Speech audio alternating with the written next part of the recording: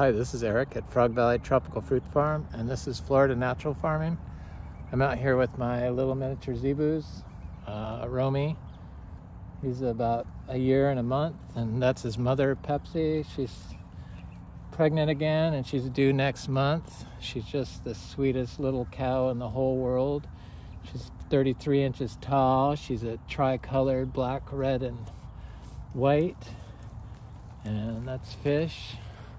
We have 3 cows and 2 bulls, Carnation and Wally. The bull is back there.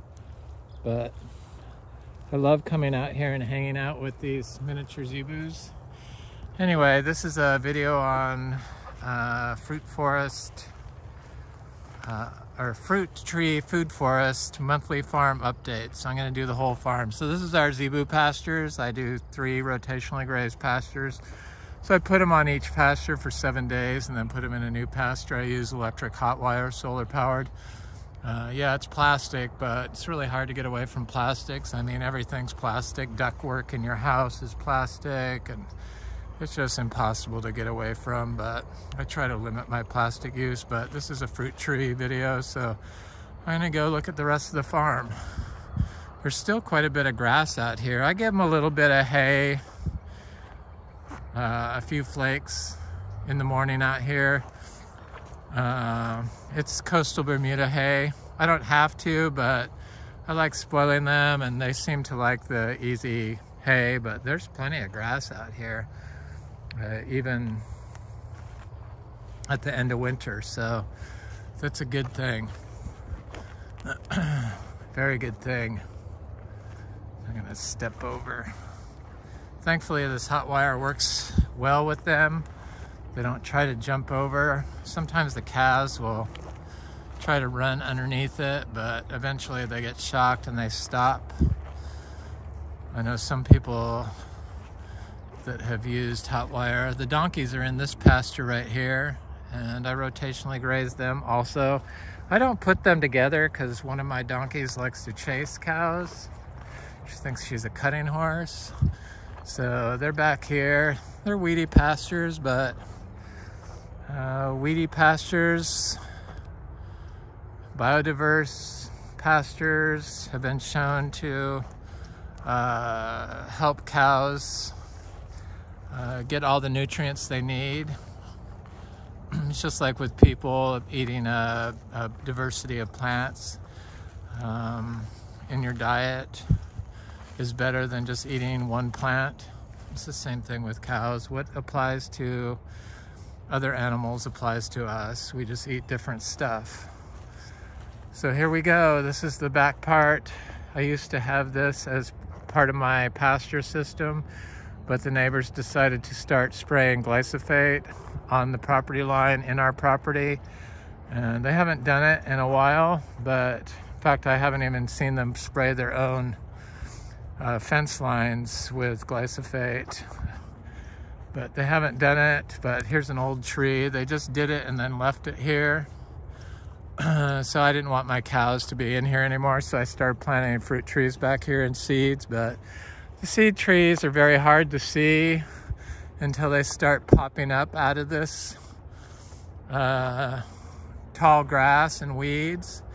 And here's one right here, a little mango from last year. I probably planted 400 mango seeds and 400 Garcinia Livingstonii, the MB seeds, and 100 Achachiro seeds, and all kinds of different stuff back here. Cashew seeds, Garcinia gardneriana, Garcinia Livingstonii, Garcinia intermedia, Garcinia brasiliensis, soon to be Garcinia humbromiana back here. So these are mangoes. This is a fruit punch mango, and they're all in bloom. I was getting a little concerned about our mango bloom because we had blooms early and it got really cold and none of them set any fruit. But they do a rebloom, and that's what's going on over here. So this side in the sun, this was the first bloom, is already doing a rebloom. So Hopefully we'll get mangoes. I'm sure we will. I'm not too worried about it, though it does make me a little nervous. Thankfully, we grow over 200 different types of fruiting trees here, 200 different species. We grow like 50 different varieties of mangoes. This is a juicy peach mango, and this one bloomed during the freeze, or during the cold period. We didn't get a freeze this year, but it had a lot of cold days together, like 60 and low 40s at night, and right when these mangoes were in bloom. So this was a bloom, and it's doing a complete rebloom now. It's warmed up considerably, though. This morning's a little bit chilly, but it's only 56. It's not like 39 or 40 degrees. This is a pickering mango.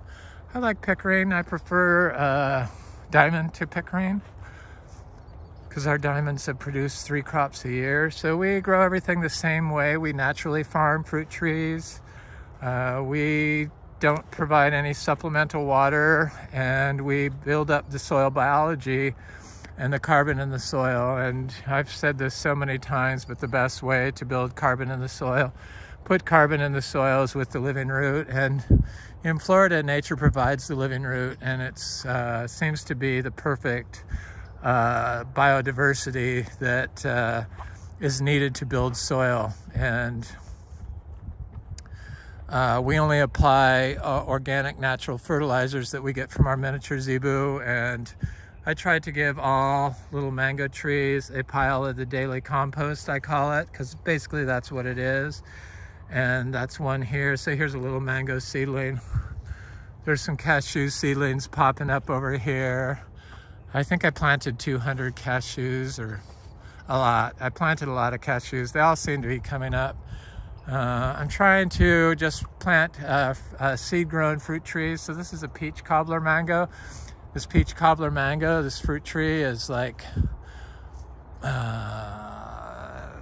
6 years old now, and planted from a small 3-gallon. I know people say they have, they want to know what trees don't struggle with not watering them, but I found that none of our trees struggle. They actually do very well, and they produce quite well. But you do have to focus on the soil biology. If you ignore the soil biology, you're probably going to be unable to dry farm anything. And it seems like the only people that say you can't dry farm are people that just don't understand how to grow biologically. Because, I mean, how do trees grow without us? The fruit trees are no different. It's kind of bizarre. I watched this. This is a sweet tart mango. I watched this great video on YouTube by Dr. James White. This is a fruit punch mango. This is a lemon zest mango. Here's a little cashew. I need to put some more cassava throughout back here. I need to do that, get on it and do it. Anyway, it was he was talking about where plants get their nutrients biologically, and it comes from the biology.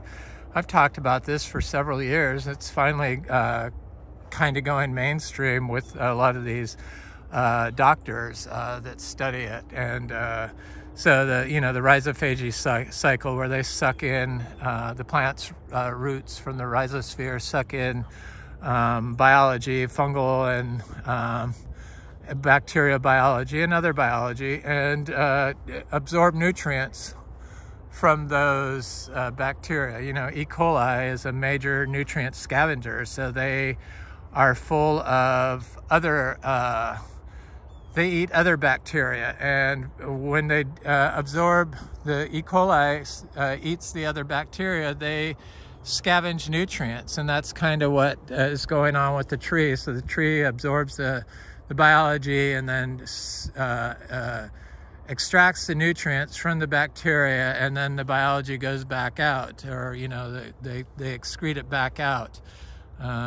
It's so fascinating. This is a Lancetilla mango. Not my favorite mango. I only have one of those, thank God. This is a curry mango. That's a curry mango. There's a ice cream mango behind that. This is an ice cream mango. We don't have fungal issues on our mangoes, and we don't have to spray anything. We don't have to water, we don't have to spray, we don't have to fertilize, we don't have to give micronutrients. But what we did have to do is we had to build up the soil. And let me see what the soil looks like here. Hasn't rained in a while, so it should be kind of aggregated. But the soil here is like totally aggregated. Just little round macro aggregates of soil. And it used to be just white sand and with no structure. And when you have soil aggregation going on, you know, you have the biology. This is a cogshell mango. This is a Kerry mango. This is I think it's a cogshell mango.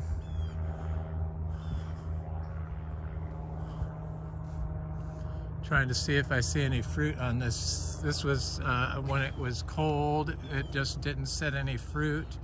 Kerry has been notorious to not set fruit for the first couple of blooms and then do another bloom, because they'll do like 3 blooms successively if they don't set fruit. And they'll just keep trying and trying and trying until they set fruit. And it's different than a second crop or a third crop.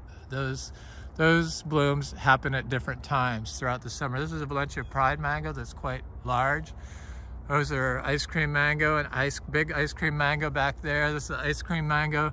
This one is a pina colada mango. That's the first year that one's bloomed. This is an ice cream mango. Ice cream mango is one of my favorite mangoes. Definitely probably in my top 5 are ice cream mangoes.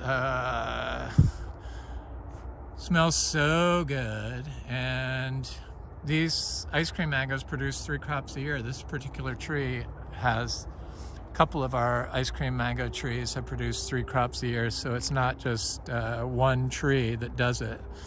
A lot of people think if you don't water that the trees will suffer, but none of these mangoes have ever been watered. So if you start them off in a stressful situation, they adapt and they get colonized by the biology in the soil. And as long as you're not spraying antifungals or antibacterials onto the leaf surface, and which goes into the plant and onto the soil surface, then your tree's ability to communicate with the biology to get water, which is what happens, is greatly enhanced when you focus on the biology.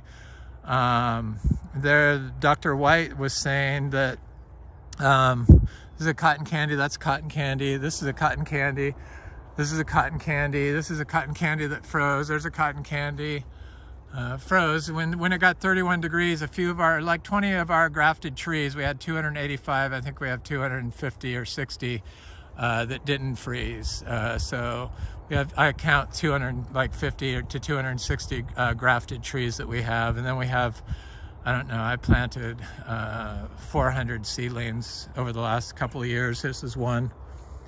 So seedling trees of polyembryonic or good monoembryonic seeds. Very few monoembryonic seeds, mostly polyembryonic seeds. So they're replicates of their parent, hopefully. But anyway, so he said that seeds that are sterilized, so most people and most seed sellers, they sterilize their seeds, but he said that's the wrong thing to do, which is what I've been saying. This is a Valkyrie mango. For some reason, the Valkyries have been very late to bloom.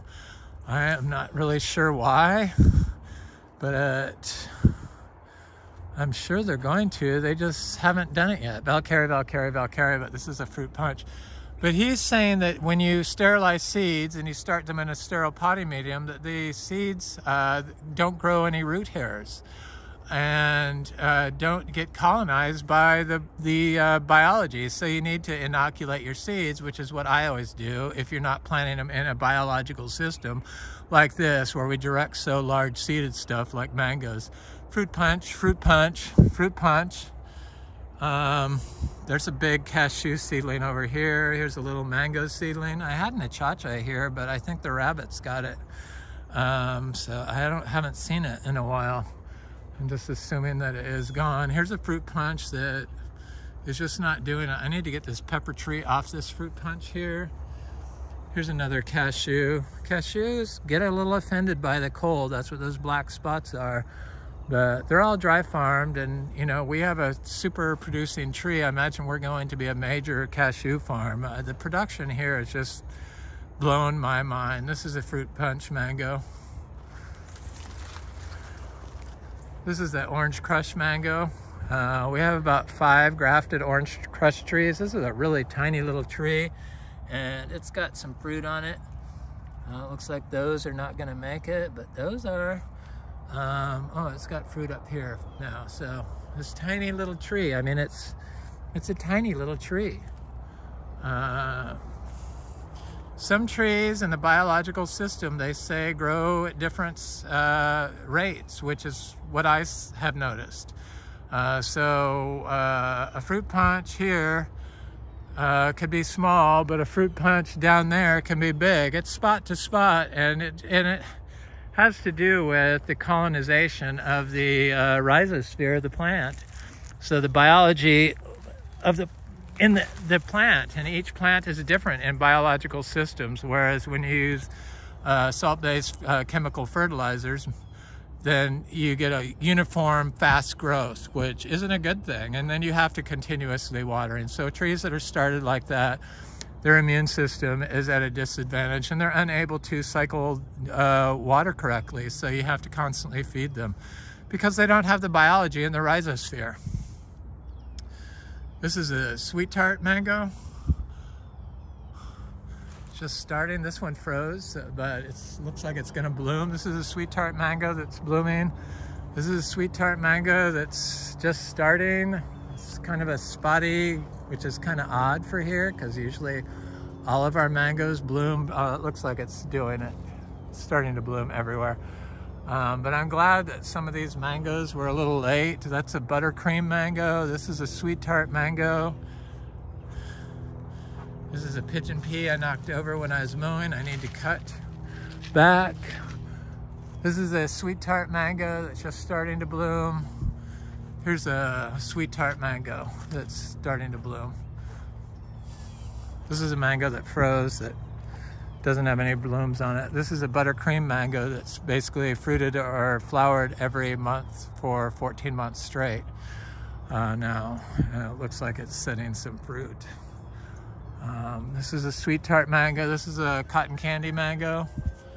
Some of our sweet tarts are very behind everyone else, like the Valkyrie, but this one's starting to swell, and I'm sure is going to flower just like the cotton candy. This is a cotton candy. This cotton candy is way ahead of this one, and that's what you get when you grow biologically. This is I think it's a coconut cream mango, but it could be a Venus, but I think it's a coconut cream. That's a buttercream mango. This is one of the mangoes that froze, and look at all the flowers on it. So I don't even include that in my grafted trees. That's obviously a grafted mango tree. Buttercream. This is a buttercream. That's a lemon zest. This is a mango that froze. It's just starting to bloom here. So the little mangoes that froze above the graft are now starting to get bigger, and they're starting to fruit, and so maybe I can include them. This is a diamond mango that isn't doing anything. Oh, it's swelling, I see. Look at how wet it is here. So this is what happens when it's wet. So if you have the biology in your system, then it can harvest the water and send it to the soil. Here's a little cashew. I've intercropped cashews and all these garcinias in here. There's a little cashew. Probably in 5 years, this is going to be a major cashew farm, I would guess. It's a buttercream mango. Here we start our lychees. The lychees are all blooming very nicely. And here's one here, and there's one here. And here's a sugarloaf mango that's just starting to bloom. Here's more little tiny cashews. Seems like all the cashews germinate. So we have lots of them growing. So within like probably 3 years, 3 or 4 years, they will all be starting to be in full production. Lychees, looks like it's going to be a very good year for lychees. Here,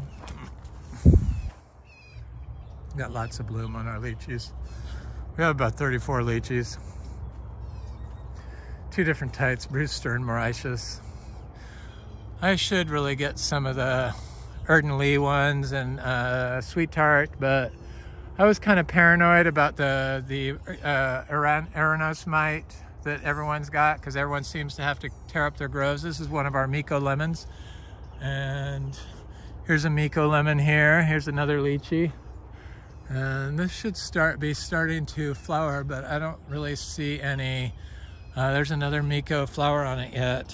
Here's a little seedling Rasa Pote. They didn't like the cold. Here's our big, not grafted, but our big producing cashew tree, and this produced so much fruit. We were getting 35 fruits a day for weeks on end off this tree, and it looks like it's just starting to do a really nice all over bloom. And I've read where too much rain affects the lychee, the cashew bloom, but I found that the opposite is true here on our dry farmed cashews.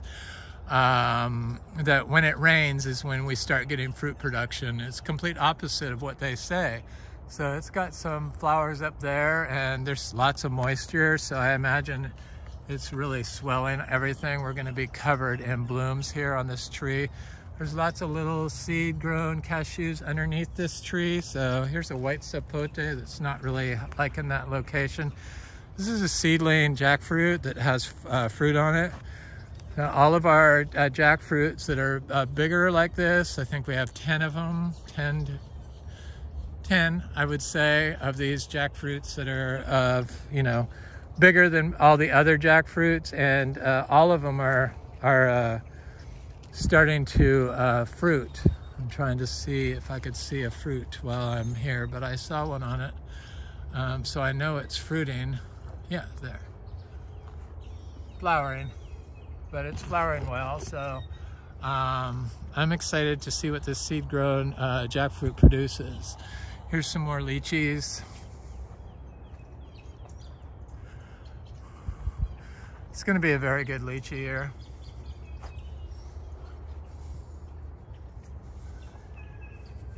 So, the hardest thing in Florida, because we're on sand, is to keep carbon in the soil. And the carbon in the soil is, with the living root, is where the biology lives. So you really need biodiverse living orchard floor. And a lot of people get sidetracked thinking that they're going to that they just need to do nitrogen fixing, what are known as nitrogen fixing plants. So like perennial peanut. But all plants are nitrogen fixers. It's the biology. So if you don't have the biology in your soil, then your plant that you're planting there probably isn't going to be fixing nitrogen that well for your plant. But all plants do fix nitrogen. So it depends on how built up your biology is, and that's what Dr. White also said. And I've been saying for years, all plants are nitrogen fixers. So building up your nitrogen fixing bacteria in your soil will also boost your immune system of your plant. And this is a lychee tree that is doing well. This is a male MB tree. Here's a seed-grown sugar apple next to another seed-grown sugar apple. I think this is the only sugar apple on the property that never lost its leaves. This is a big Ingavira tree that still has not produced any fruit for some reason. I'm not sure what that's about. This is a jackfruit that I had the best jackfruit off of it yesterday. I opened one too early. I think I have it down now. You have to wait until they smell really good. This is a diamond tree in full bloom. That's a Venus tree in full bloom. This is a sweet tart tree in full bloom. do have a vegetable because I like to dry farm vegetables just to show people how easy it is. So what I did with these vegetables this year is I put a daily compost over all the weeds in this area, and then left it there for like 3 months, and then I scraped it back, and then I mixed raw zebu in the soil, raw zebu manure in the soil, and then planted my seeds directly in that. So there are rules against applying raw manure to the soil if you're selling food crops, but there's a loophole in the system where you can plant seeds in it for vegetables. If you mix it in the ground and then plant your seeds, after 30 days, you can sell that produce to the public. And look at how healthy it is. Most of the E. coli problems is due to animal management issues. So too many animals and too large of collection of manure in one spot. But we spread ours out every day year round. We don't hold it in giant pits, and we don't hold it in giant thermophilic composting systems. Thermophilic composting systems not only kills anaerobic bacteria, but it also kills enzymes. Enzymes are heat sensitive, so by doing thermophilic compost, you're killing the enzymes that are the catalysts for plant signaling for hormones or growth or anything. So you're limiting your soil's, your compost ability to function at its optimal range. Whereas if we just leave a static pile of compost and wait a year and then use it, you get the enzymes and the anaerobic bacteria and the aerobic bacteria balance each other out and create a homeostasis effect, which is plant beneficial and not likely to cause disease. So this is a pumpkin, a green pumpkin. There's some butternut squash. This is a red pumpkin. They're very good. Very good pumpkins. I have had some other ones over here, but there's some different greens in there. They're so bad about the vegetable garden. I used to be really into vegetable gardens, but I'm just not into the vegetable gardens. I'm more into the fruit trees. So this sweet tart tree got affected by the cold. It was in full bloom during the cold. So this whole side, the flowers didn't even set, which was kind of surprising to me because it's been affected by cold before, but it also had fruit set before it happened. But the other side has flowers on it, and it's going to rebloom. And this diamond tree started blooming at a more opportune time, but the sweet tart is going to bloom again. Boy, this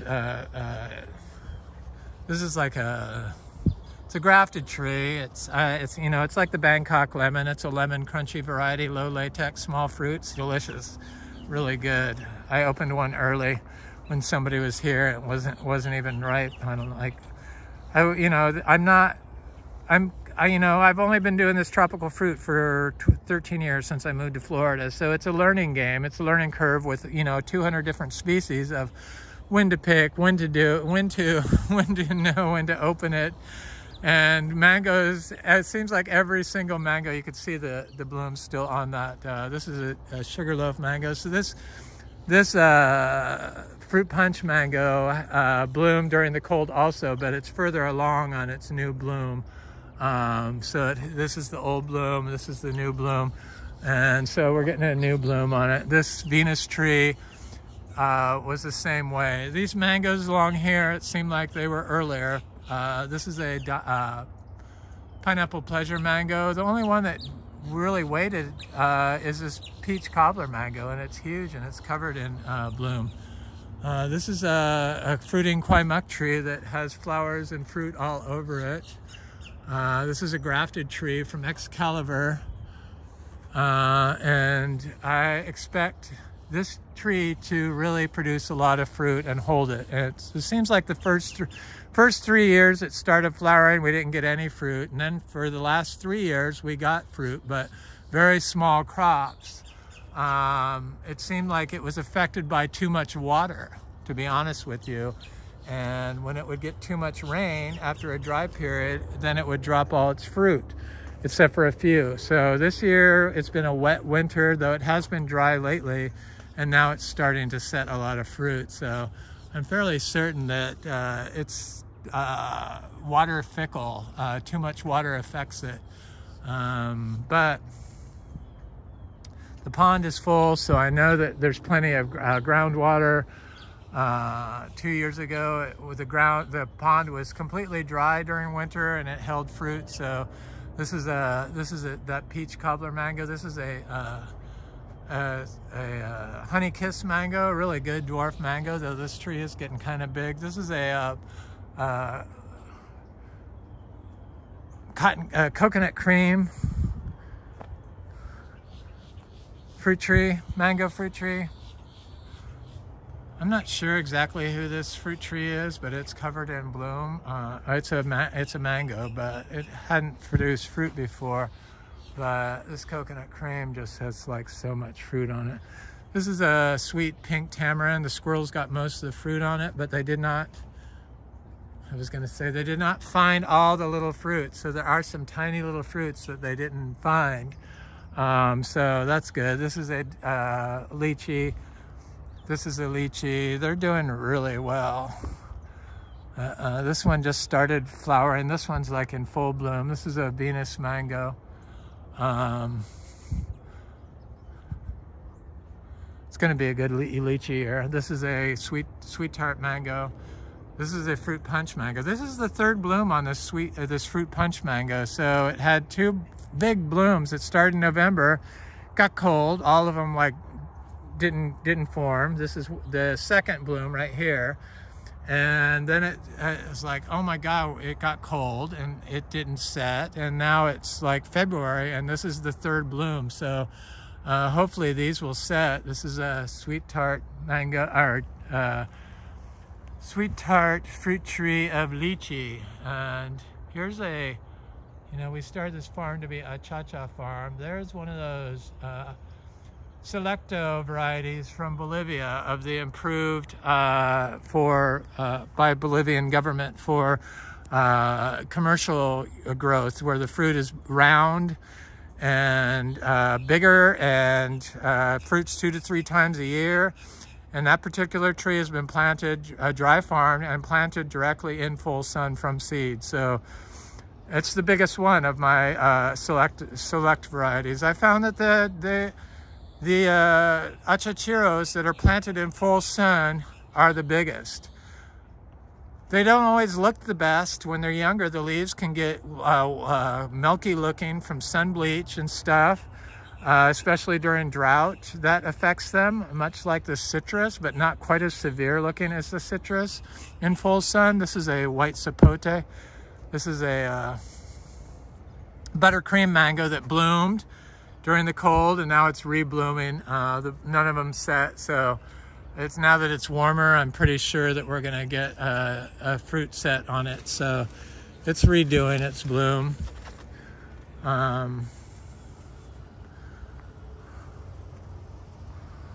Here's a Spanish lime, genip.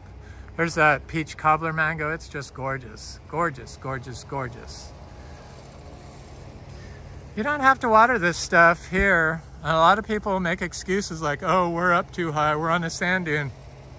We have a beach house that's all sand dune, and it's like the driest property I've ever seen, and our fruit trees grow just fine there and produce fruit. The anonas do. What doesn't produce fruit, or what keeps it from producing a lot of fruit, is if you don't give it any. This is a sweet tart mango. If you're not giving it any input. So if you give it a little bit, you don't have to give it a lot, but you have to, I found that you have to give fruit trees some sort of organic fertilizer. Just once. I do it once a year on my fruit trees. 1 pile of compost. It's like 20 pounds of manure. So you have to wait after applying it to fruit trees, even though it's like mostly hay and whatever. And that they've shown that the E. coli cannot transfer from in perennial trees from the ground through the tree and into the fruit. But there's still rules against it. So you have to wait 120 days. If you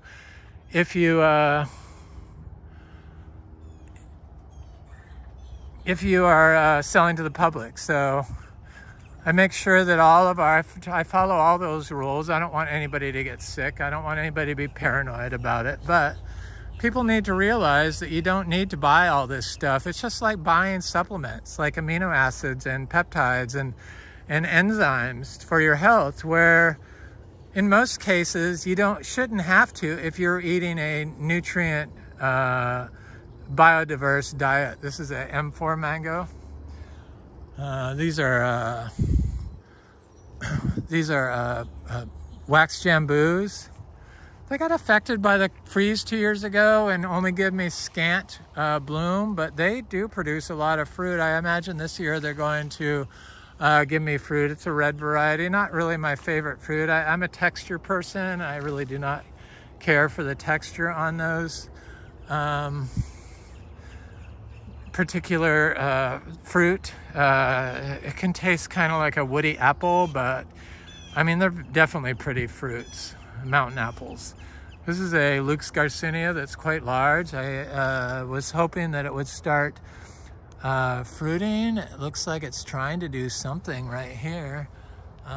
So I got to keep an eye on it. I did give it, so it does look like it's trying to fruit or flower on a couple of spots. So I got to keep an eye on this. I gave it a pile of our compost right here. That's what it looks like. That's one day's cleaning out the barn. It's just grass hay. This mango is just now starting to bloom. That one's blooming in the back, just started. There's a white sapote, there's a cashew, there's a citrus, I believe a Miko lemon, though it could be looks like a Miko lemon. Here's a male Garcinia Livingstonii. This is that tree that produced, what, $2,400 worth of fruit for us. A fruit tree that produced, one fruit tree produced $2,400 worth of fruit. This one right here, Garcinia Livingstonii. It's a hermaphrodite tree or a dioecious female tree. That doesn't even make sense. So it's a dioecious tree or a hermaphrodite tree. African mangosteen, the Garcinia Livingstonii fruit tree, is one of those trees that you have to have the right sex in order to get fruit. Sure, the random male tree will produce 1 or 2 fruits sometimes, not all the time, but sometimes, like this male tree can produce 1 or 2 fruit. But this tree here that you don't need a pollinator, they do better when you have a pollinator, I believe, produces so much fruit, it's unbelievable. And it's just, here's little mushrooms growing in here. So mushrooms, you know, they carry they're the endophytes in they can be saprophytic. They can live on leaf tissue. They can live in the rhizosphere, and those are the edible kind, I believe, because the rabbits are eating them. And here's a big santal tree.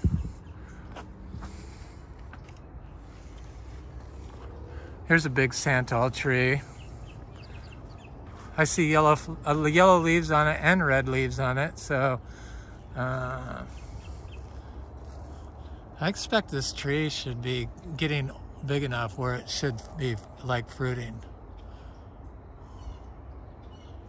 Or, you know, these 2 trees. Here's a white sapote, here's a white sapote.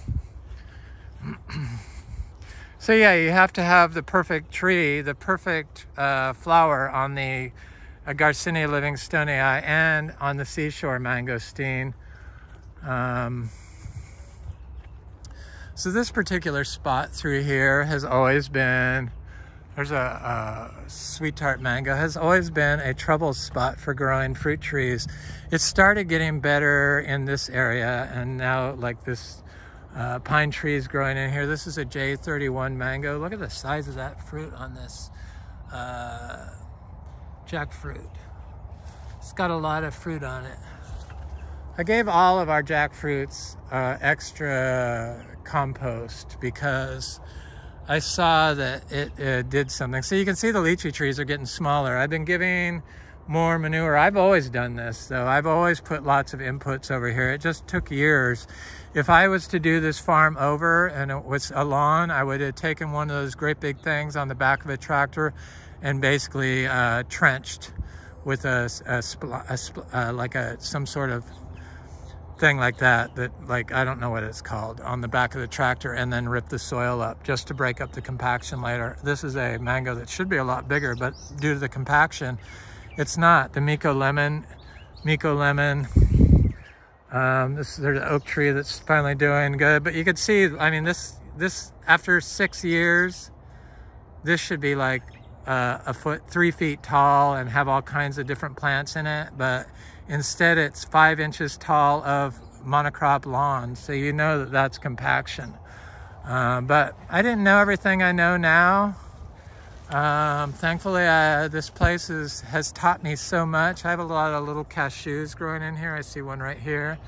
And these are little mangoes that should be bigger, but they're not. These lychee trees should be bigger, but they're not. That's what's kinds of compaction, but I see cashews popping up next to a seedling mango. I plant trees right next to each other. I kind of experiment. I do experiment. There's a seedling mango. Here's a Miko lemon. This was like the worst spot because there's a telephone pole, so you know they park the trucks right here. I put a lot of inputs here, but the Miko lemon seems fine. There's a cashew I planted right in that some sort of tropical nettle. I put the seeds right in there. I found that seeds do. You can see this lychee is like the smallest one. This was like the most compacted spot in my entire property. There's a wax bamboo that's trying to pull itself up. There's a Miko lemon, and then it starts getting good again. So once it starts getting good and you can tell that the compaction's getting fixed, the orchard floor starts getting more diverse and it starts growing taller. So you can definitely tell the healthier soil by how well the orchard floor is growing. So when you just continuously mow or you have it mulched over with wood chips are fine, but they don't put carbon in the soil like living roots do. And living roots are the home to the biology. So when you have just saprophytic fungi and saprophytic wood-eating organisms, dead carbon-eating organisms, then you're not going to have all the variety that you would have if you had this with some wood chips. So you can throw wood chips in there, just don't mulch out the whole thing. You have to build the biology up before you start eliminating, and then plant your trees in it so that the biology can transfer to the root zone of your plant, and then start planting your own plants into it, and they will take over the system like this ginger has been doing. So we have about 450 banana trees. I wanted to get up to 500 by February 20th, but I'm like 5 days behind, and I was giving the bananas a little break. There's a Miko lemon.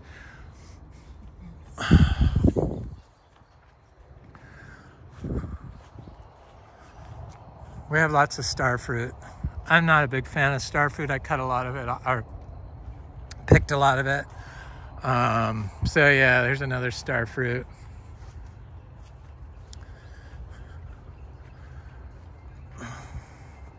The ginger. This is all galangal ginger. Came from one gallon pot. There's a cashew. There's another cashew around here somewhere. It's over here. These cashews get quite big, so I imagine I'm going to have to cut a tunnel with my hedger and my chainsaw over this over this trail eventually. It'll be kind of cool, I think. I have another achachiro over here. It's always been grown in full shade, but it's starting to do good. We have about 500 achachiros. Our achachiro is starting to flower now, and the big one is flowering without setting out new growth. So I always took the new growth as an indicator that it would flower, but it's flowering without the new growth. Here's a cashew, so I was wrong. I'm wrong on a lot of stuff, but usually it's a good indicator that you could tell that a Garcinia is going to fruit. The cashew. There's some other stuff in here. There's like a little ras sapote. It doesn't look that healthy, but it's the ras sapote don't really like the cold, but they seem to overcome once they get it. There's a Lux Garcinia that's not quite as big as some of them. Here's a Miko lemon. Pretty sure. I don't know. We have like 12, 13 different types of seed grown. I don't mark any of my trees. I figured it no sense like marking them. As soon as they fruit, I will know. And if they don't fruit, who cares? You know? There's a ras sapote. You have to hack this back so it doesn't cover it, so it can get moisture on the leaves. If it can't get moisture on the leaves, there's a chance it's not going to get any water. So all this little tweaking of the system does help. This is a seedling jackfruit. This one's very spindly, and this is the only bigger jackfruit that doesn't have fruit, but it's like tiny little jackfruit. So I didn't expect this one to fruit. This is a grafted jackfruit that's fruiting. This is a seedling jackfruit that's fruiting. I see fruit on it right now. Here's a black sapote. This black sapote produced the best fruit I've ever had. There's a mango in full sun back there that produced flowers not in full sun, full shade, basically. It gets a tiny little bit of sun, but it is in full shade most of the day. And the flowers did not die back during the cold. I also found that the mangoes that are under bananas did not get affected by the cold. Here's a Super Julie mango. Here's that ubijay, sweet giant ubijay, Eugenia myracanthus, doing good. There's a mango that had froze. Here's a fruiting jackfruit. It's a black sapote. Here's a male Garcinia hambromiana. Look at all the flowers on this thing. It smells so good. This is the first year that they started doing big droops of flowers. So always before it was just one flower per bud, but now it's like big giant droops. I can't wait to see. Oh, it smells so good. Can't wait to see what the female does now that it's starting to fruit. Here's a male MB tree. There's the back side of that. That's a cac mango. I love cac. Cac has been one of my favorite mangoes in the top 5 for sure. This is a hermaphrodite Garcinia livingstonii tree. Those are the back side of those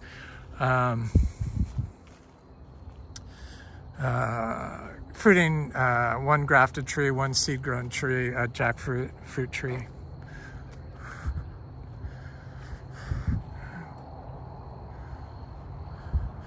I got stuff in here, mostly bananas, but those are the cashews in here. But I have this Yaupon holly.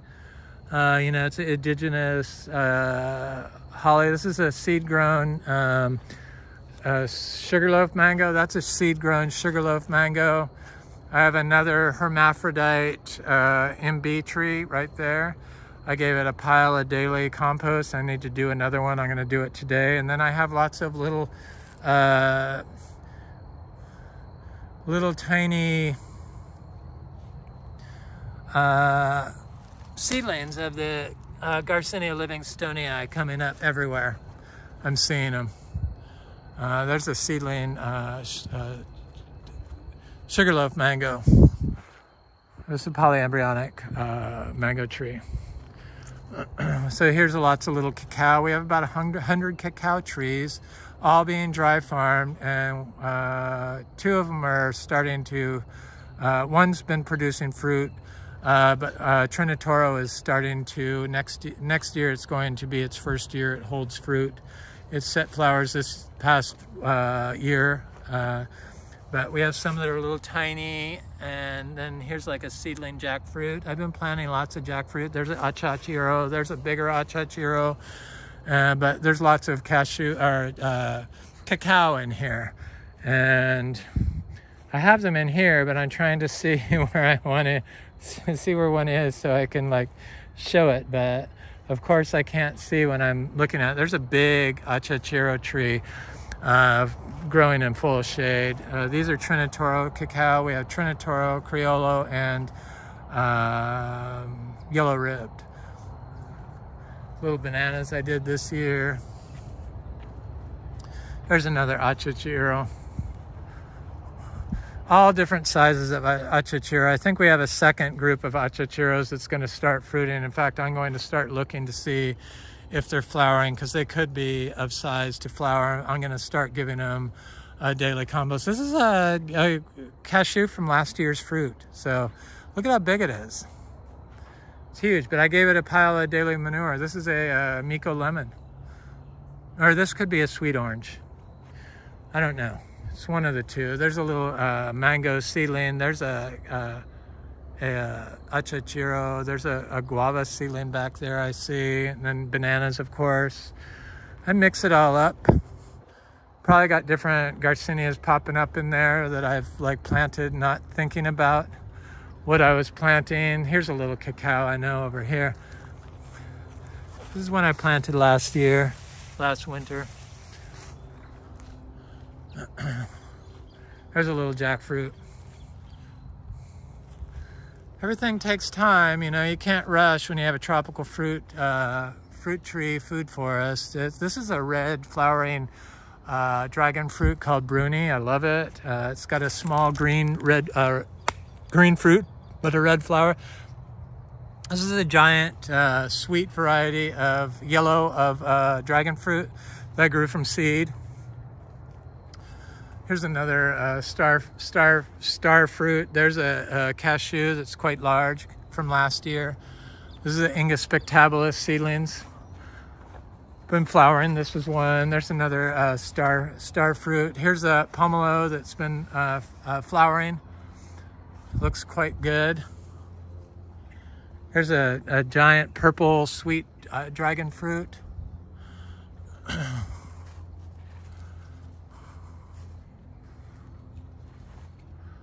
Yeah, it's the pomelo.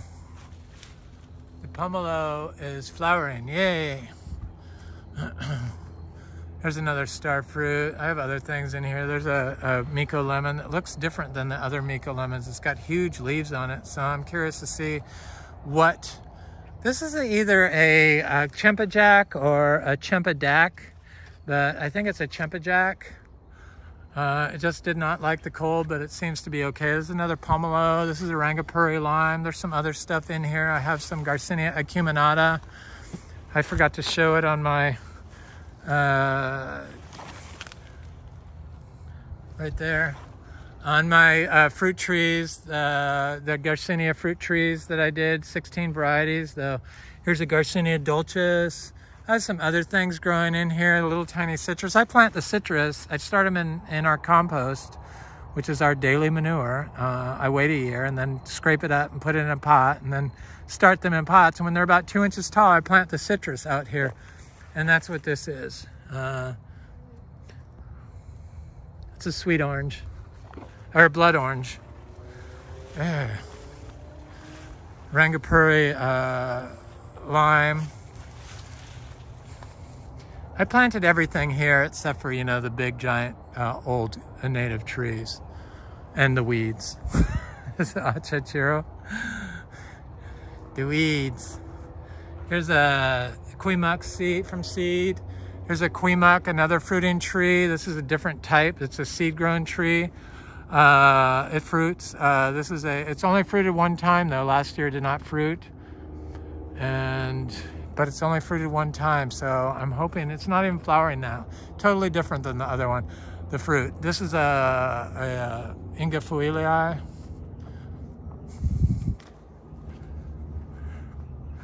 So Garcinia macrophylla, I think, is going to be one of our next Garcinias to fruit, besides the lukes, and it's getting kind of big, and it's growing in here with passion fruit and heliconia, and it's a gorgeous tree. The fruit is supposed to be really good.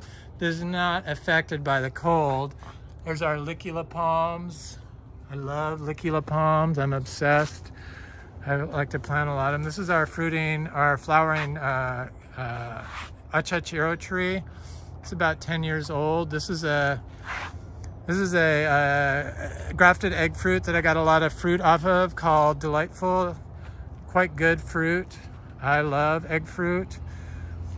The egg fruit was the deciding fruit for when my partner tasted it to finally give me the go-ahead to buy this farm, because I squealed about this farm for a year before they finally agreed. And when he tasted egg fruit, Rasapote, he agreed to go look at this farm to purchase. So this is that fruiting achachiro tree, and it started flowering, and I saw flowers on it yesterday, so I know it's flowering. So I have to find the flowers again.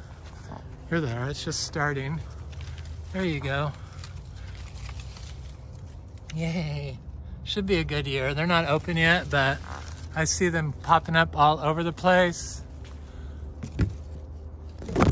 And Raul from Puerto Vallarta, Mexico says that the Primo Selecto variety of achachiro produces 2 or 3 crops a year. So it's similar to the Garcinia intermedia, and it's similar to the lemon drop mangosteens, and it's similar to the Gardneriana. So a lot of the fruit trees will fruit multiple times a year, the Garcinias, and achachiro is one of them. I figured it would be, because the New World mangosteens, you know, the mangosteen family from South and Central America, South America and Central America, they seem to all be very similar in their fruiting capabilities. This is the backside of that Inga Fuelii, and it's covered with a Banisteriopsis capi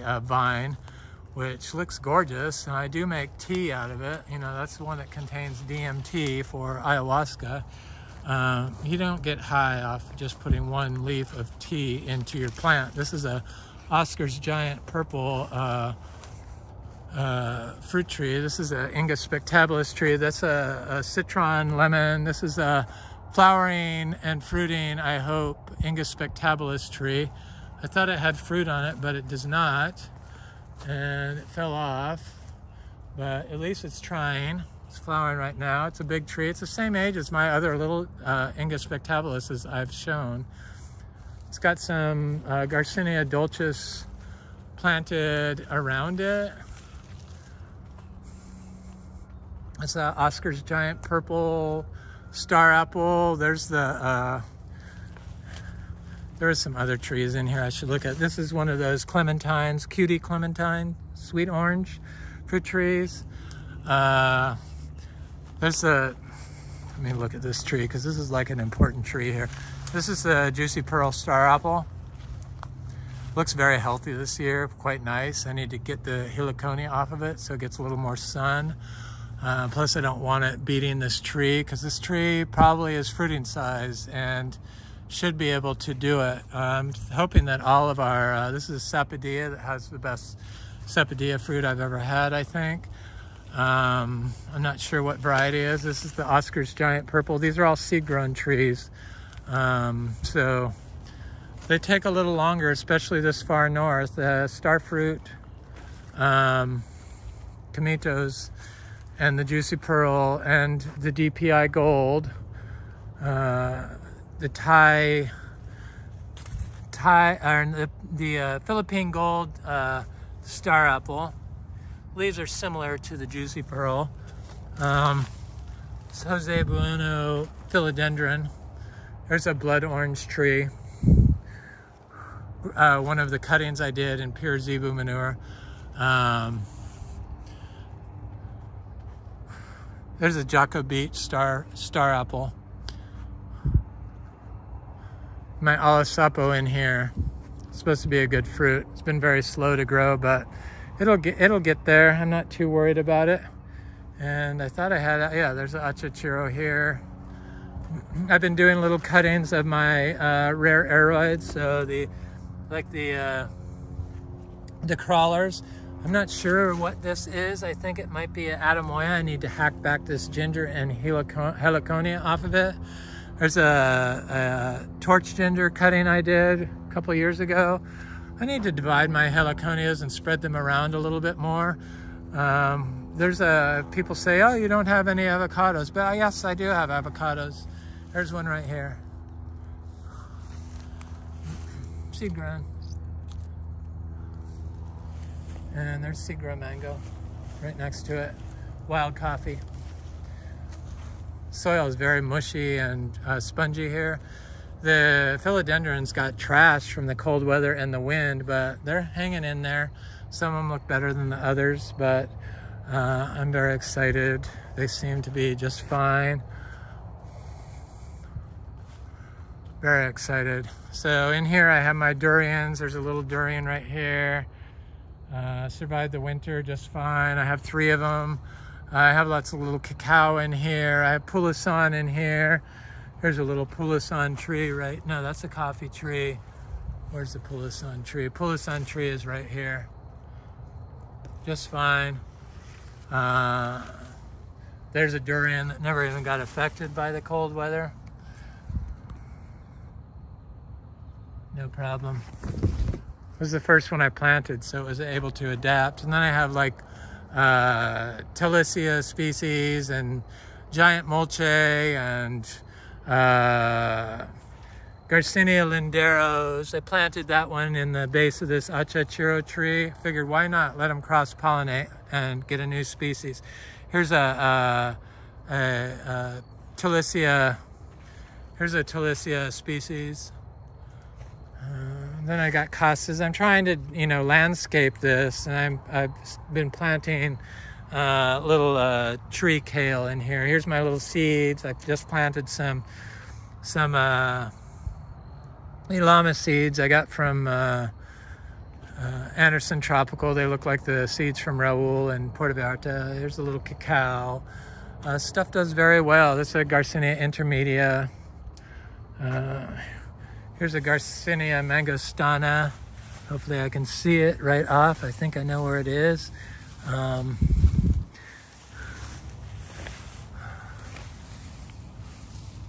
course, today I can't find it, huh? Oh, here it is, right here. Looks great. No problem with the cold whatsoever. I'm just not sure what is. There's that little durian. No problem with the cold whatsoever. It's biology. The biology, if you don't have the biology, you're not going to be able to deal with climate changes like cold and heat or flooding and drought. So that's what it comes down to. And you either believe it or you don't. And eventually it's going to be so mainstream, and it's going to, functional farming is going to lead the way out of this chronic health crisis that we're in. And it's due to the way our food is being grown. It's polluting our planet, and when we consume the food, it makes everyone sick. So this is a philodendron that they say is very hard to grow, which I found to be very easy outside.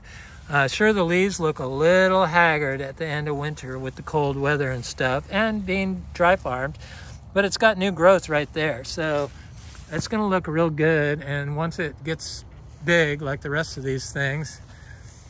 One tree I found that's very cold sensitive is the breadnut. It's in the pretty much the same as the breadfruit family. It's just the one they use for nuts instead. Here's a bigger Garcinia mangostana that's got new growth coming on. And that's huge, and it's like 7 months old from seed, direct sown basically. This is a Garcinia amazonica gigantea. There's one of those licula palms. I have some Platonia insignis, but only one I see is popped up. I almost stepped on it because I didn't mark it. I don't mark anything. There's the Garcinia dulcis. There's the cacao this side. There's a chachiro. There's a Garcinia dabico.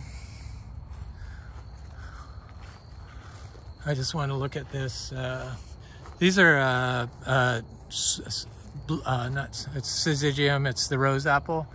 And I think it's going to flower this year. I mean, these things are definitely big enough to flower. This is the African peach. It's quite large. I'm excited about this fruit. It's supposed to be really good, like a giant strawberry, and highly medicinal. And it just looks really good. I make tea. I use a leaf of this with my tea. I also use a leaf of my ginger with my tea. I try to put 45 different species into my fruit tree leaf teas I make. I'm not a doctor, so please check with your doctor before you do it yourself if you're unsure. Don't take my advice, but you get a lot of polyphenols and enzymes. I don't heat or boil my water, but I heat it up till it's like 90, and then I put the leaf in it, and then I leave them in there overnight. So they get the beneficial effects of the fruit leaf tea, or you get you don't kill the enzymes and the biology by overheating the tree. This is that little kumquat tree covered in flowers. They say you have to prune them a certain way in order to get them to fruit. That's just people making stuff up, like busy work. Sure, it might help sometimes, but it's not going to make the tree fruit or flower anymore. That's just crazy to even say that. There's a blood orange seed, all seed grown. We grow citrus all from seed.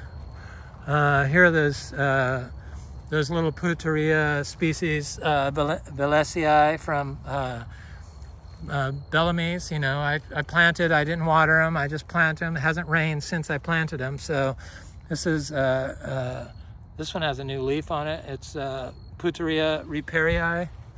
Is that it? Riparii, that's it. And then this is, that one I already did. This is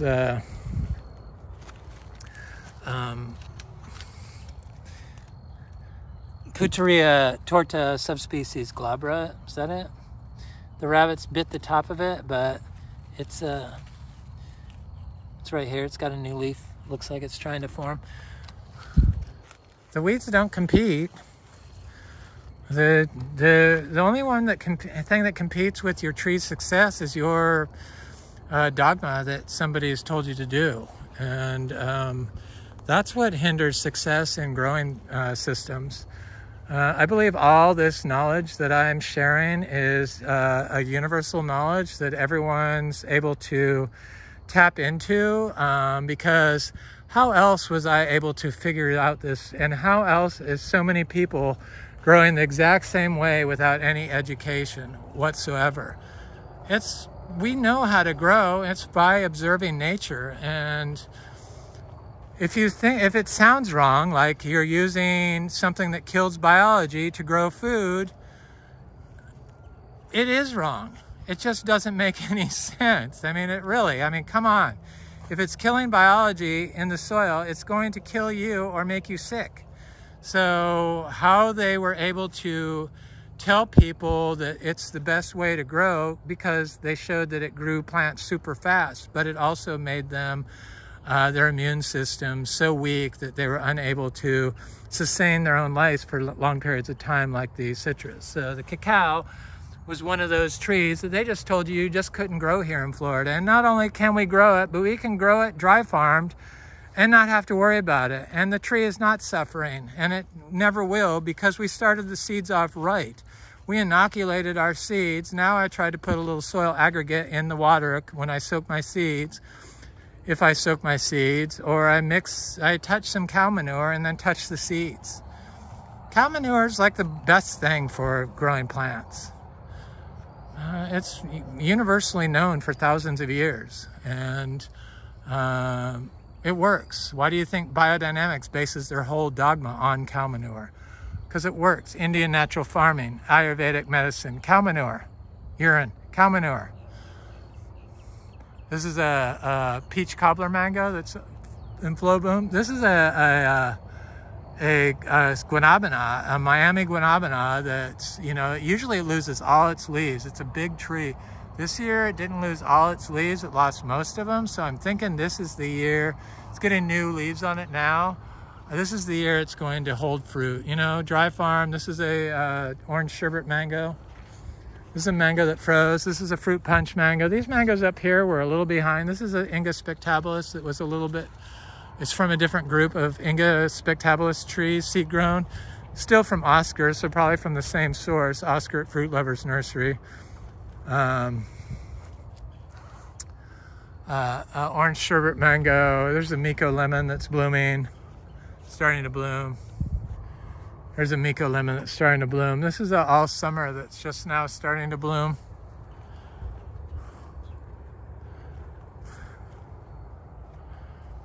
There's a mango that froze, and then another mango that froze. There's a Miko lemon that has weird leaves on it. This was like a horribly compacted spot. So I have a little seedling of some sapodillas right there. The rabbit's got the top of that one. I also have a Miko lemon here, and I have a sapodilla right here that the rabbits didn't get. And then I have a black sapote seedling, and then I have a cashew seedling. So it's just everything mixed together. I know there's some Inga species in there from seeds that we grow, because we are a seed source now of all these different Garcinia trees. We fruit 8 different types of Garcinias. It's really amazing. This is one of those little sugarloaf mangoes that froze. It has flowers on it. This one has flowers, I think. I see there's a little sugarloaf mango. Has flowers on it. There's a santal tree. This santal tree actually got affected by the drought. Man, this was like a lawn for 55 years. And it was killing the big giant live oak trees. There was a giant one right there that just died from it. And there's a flowering cherry of the Rio Grande with black fruit. There's a black sapote. This is a sapodilla. There's a longan right here. There's a achachiro that started out in full sun. This is a black sapote. There's a black sapodilla. There's a sapodilla. The bananas. This is a Super Julie mango. It's got flowers all over it. This is a black sapote. So I have lots of cashews popping up in here that I see. There's one here. There's one back there. There's one over there. There's a sapodilla here. This is that fruiting Garcinia hambromiana tree. I'm very excited about this tree. I can't wait to plant seeds from this fruit everywhere. The fruit's starting to get big, so I know it's gonna hold it. Yes. And it's got fruit all over it. It's starting to fruit everywhere. So I imagine we're gonna have a lot of fruit. It has a long flowering period, so I expect the whole thing to get covered in fruit, much like the male trees. There's a mango that froze that's not flowering, but it's getting big, so hopefully it's not a rootstock mango.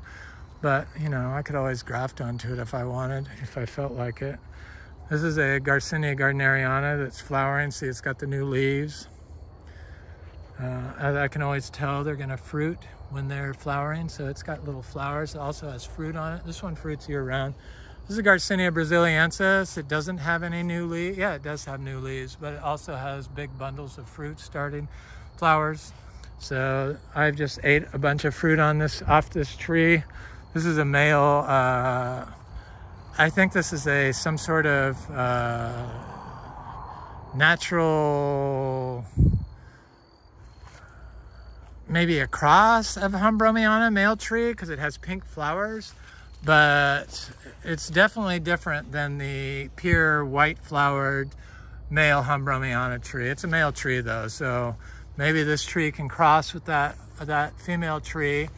It's doing big droops of flowers just like the hambromiana, very similar to the hambromiana. I bought it as a hambromiana, but it's not the same. It's got pink flowers. This is a cashew. It always has pink flowers. There's a cashew. There's a achachiro. This is our best producing Garcinia madruna tree. It gets big fruit on it, and also gets little fruit on it. Depends on the time of year. So the fruit can be this big or they can be this big. Just depends, just like all Garcinias. There's a wide range of fruit size per tree. They're just not uniform in size. Maybe the Luke's is different, but I doubt it. They all seem to be the same. Since we have fruited 8 different types, I feel like I'm becoming more and more knowledgeable on that. This is a little Garcinia madruna tree. There's a macrophylla. There's I think a macrophylla also. It could be a dulcis, but it could be a dulcis. There's a bread oil tree. There's a Luke's Garcinia that's getting bigger. I have all kinds of little Garcinias. This is a Garcinia lindero tree. Some of them are like 20 inches tall after like 6 months. Here's another Luke's Garcinia. I have to go over here to look at this stuff. I got a little seedling soursop tree right there. It's doing quite well. Never lost any of its leaves. There's that ubijay, the giant sweet ubijay. Our bananas, we get so many bananas, it's crazy. We're buried in fruit pretty much. This is a guava, seed-grown guava. It just is not happy. It was not sure what that is. It did not like the cold days, the long cold days. The achachuro. I looked at that seed-grown. We have lots of little cacao now tucked away everywhere. We do have like 100 trees. There's one there. It's a little Criollo cacao. There's an achachuro. I just want to look at this hybrid Garcinia fruiting tree because it's flowering right now. Here's a key lime that's flowering. Started flowering. Yay! Seed grown citrus. First year it's flowered. I forgot to look at the mulberries, poor things. They always get ignored. Here's this, it's a cross with the Braziliensis and Gardneriana, and it flowers once a year. And they have a perfect flower, so it's like dioecious. You don't need a male or a female. They're all dioecious. All the seeds that come out of it will produce fruit eventually. There's a little guanabana seedling. There's ackee. Here's a sweet orange tree. Here's a wampie tree, W-A-M-P-I-E.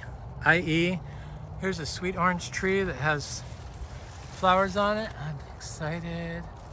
Finally, I like citrus. I'm so glad I started growing citrus because they said not to do it. There's a achachuro. There's a achachuro. There's a achachuro. Almost done. Wow, this is a long video. Hopefully it's not going to end before I get done. Looks good here. It really looks, who'd have thought? I certainly didn't. It took a little longer to get everything to fruit and grow and figure out what to do. But what really was there's a little seedling mulberries from my friend Frank. He breeds mulberries. There's one there and there's one right there. They look good. I smell this jackfruit. This is an orange crushed jackfruit. It's covered in fruit. Covered everywhere there's fruit. All the way up the tree. It's the one where I tied my little Red Bull to and for a couple months while I was training them. There's a Floragon mango that's fruiting. There's a Kizar mango that's flowering. There's some other stuff over there, some longans and stuff, but this is all sugar apples along there, and I also have some ilamas and some custard apples. This is a Gary mango. This is a dot mango. There's some mangoes that froze, but they're starting to flower. This one isn't, but this one is. So it's a grafted tree. I think it's an Indian variety. This is a Inga cinnamoniae, the Brazilian ice cream bean. This is a Super Julie mango. or Juliet. Who is this? Super Julie. There's a Sapodilla Hasia. This is a orange sherbet mango, and it's doing a like mixed bloom. But I'm glad it waited. There's that Super Julie tree.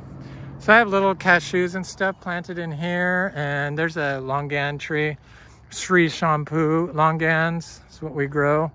Then I have little seedling guavas. Here's a achachiro planted in full sun. It's quite large. This is one of the trees I'm thinking is getting close to fruiting. That's a big Ruby Supreme guava that has fruit on it, bananas. So the bananas, in order to get big racks off ice cream, you can't be taking pups off of them. So if you take pups off them, the banana racks will be small.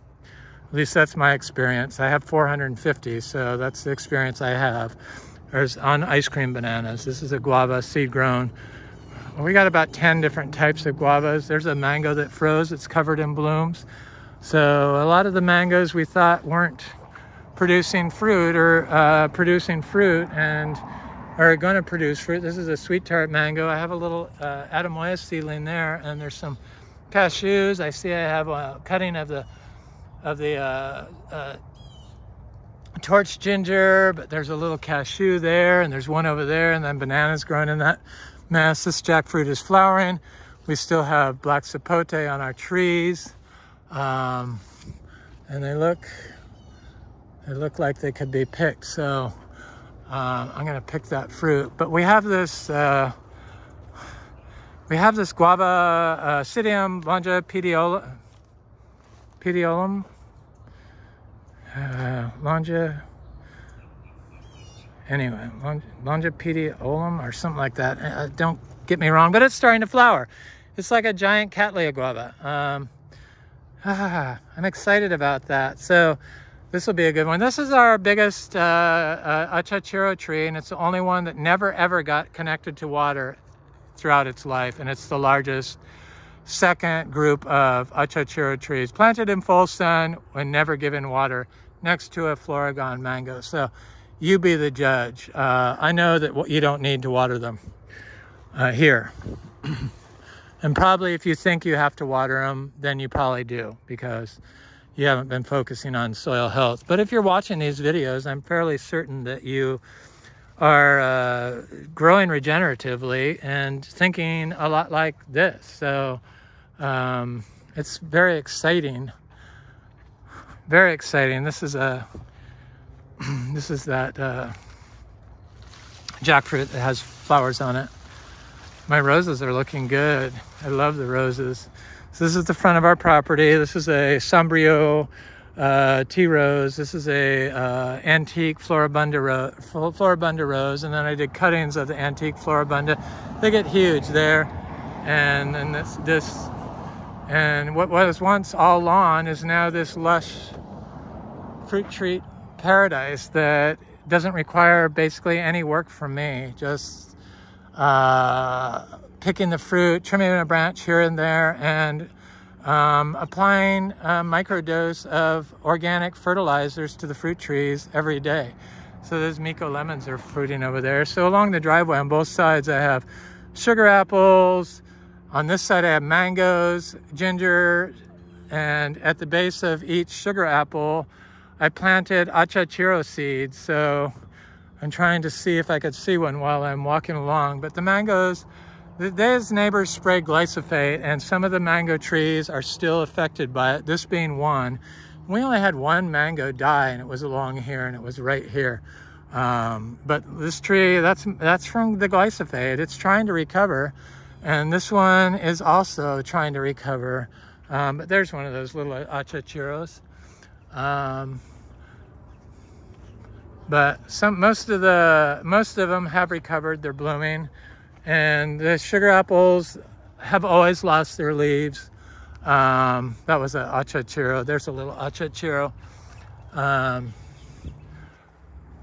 But the mangoes are looking good. There's a couple jackfruits there. A couple jackfruits. I have a bunch of seedling achachiros and Madruno and Livingstonii and Lindero. all the seeds coming from our fruit, except for the Lindero, of course, the Garcinia fruit trees. But they're doing good. Here's one of those Primo Selecto variety of the Achachiro.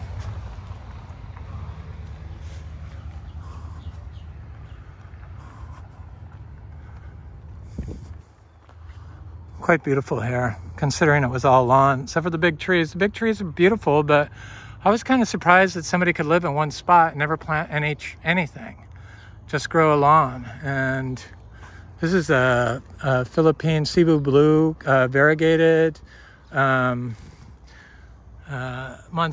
No, it's a, what is this? It's not a Monstera, it's the Cebu, I can't even think of it. How bad am I? So this is the world's best mulberries. They're just big producers. This is a Rollinia tree. This is the first year of the Rollinia trees. You know, these are dry farm Rollinias. And possibly if I had been watering them, they could have produced fruit by now.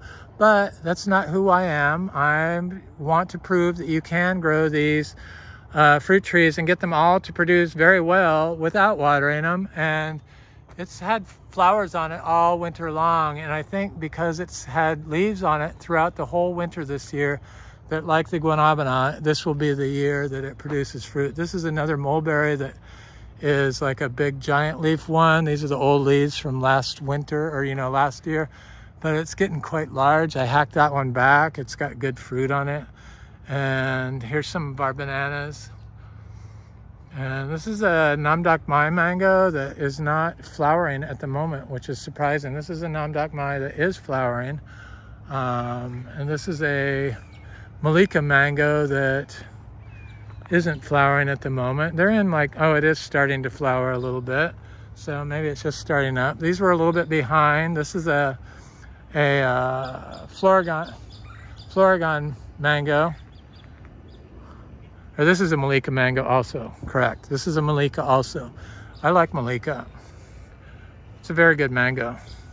I like it better than like Valkyrie. So it's like in between my favorite and some that I like Florigon. I like Florigon, but it's not, I like Malika better than Florigon. Florigon's very consistent though. Sweet, fiberless, delicious mango.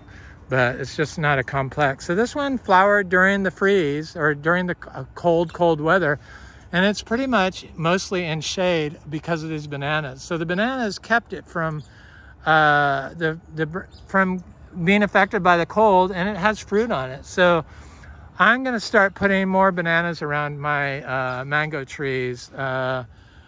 They are high in potassium and they have a high water content, so they probably keep more water in the soil around the tree more consistently, and they're very biological fungal endophytes because they're grass and fungi are, you know, they grow together well. So here's a select variety of the Achachiro.